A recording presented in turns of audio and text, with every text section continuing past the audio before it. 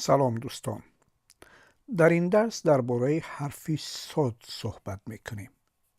این حرفی صاد آوازی سه را ifade میکند و در کلمه های عربی استفاده میشود.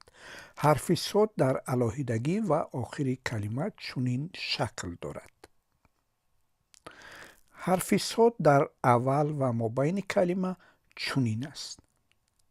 و حالا مثال ها را برای ifade آواز سه توسط حرفی صاد با هم میبینیم. این حرفی صاد است. در بالایش علامت پیش یا دمه گذاشته شده است، می شود سو.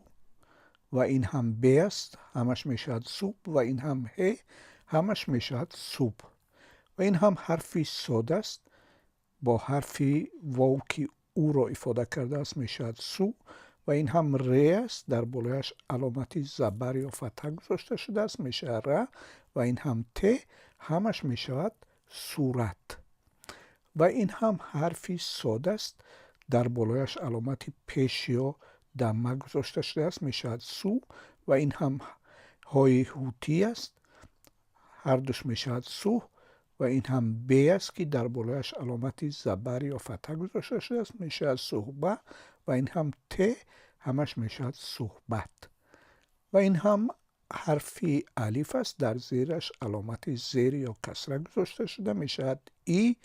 و این هم حرفی خ است، می شود ایخ. و این هم حرفی ت که در زیرش علامت زیر یا کسره گذاشته شده، می شود تی، ایختی. و این هم حرفی صاد است که سه را ifade کرده است. حرفی صاد در مابین کلمه است، اینجا می شود اختص. و این هم حرفی الف، می شود اختصا. و این هم حرفی صاد در آخر کلمه است، همش می شود اختصاص. و این هم حرفی صاد است در اول کلمه، با الف شده سا. و این هم حرفی دال است که د می شود، در پایانش علامت زیر یا کسره گذاشته شده است، می شود دی، سادی. و این هم حرفی ر، این الف که می شود آ. و این هم ت، همش می شود سادی رات. همش می شود سادی رات.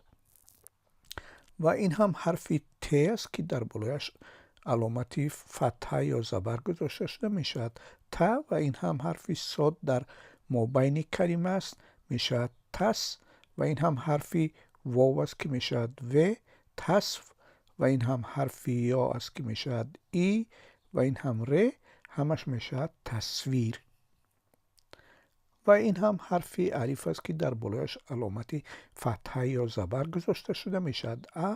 و این هم حرفی صاد است که آواز سه را ifade کرده است، می شود اس. و این هم حرفی لام است، می شود اصل. و این هم حرفی یا است که می شود همش اصلی.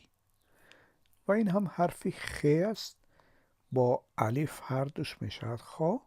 و این هم حرفی صاد است که می شود سه، همش می شود خاص.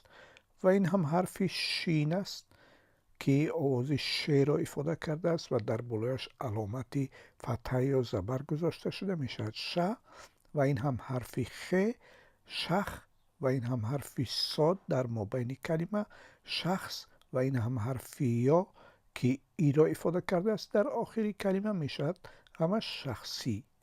و این هم حرفی صاد است که در بالایش علامت فتحه یا زبر گذاشته شده است، می شود س.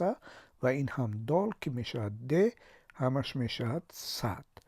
و این هم حرفی شین است که در بالایش علامت فتحه یا زبر گذاشته شده است، می شود ش. و این هم حرفی صاد است، هر دوش می شود شست. و این هم حرفی ت، همه با هم می شود شست. پیشتر ما گفتیم که حرفی صاد در کلمه های عربی، یعنی کلمه هایی که از زبان عربی به زبان ما آمدن استفاده می شود. اما دو کلمه هستند که فارسی هستند، یعنی تاجیکی هستند اونها، اما با صاد نوشته می شود. این کلمه صد که عدد 100 است و این هم کلمه 60 که عدد 60 است.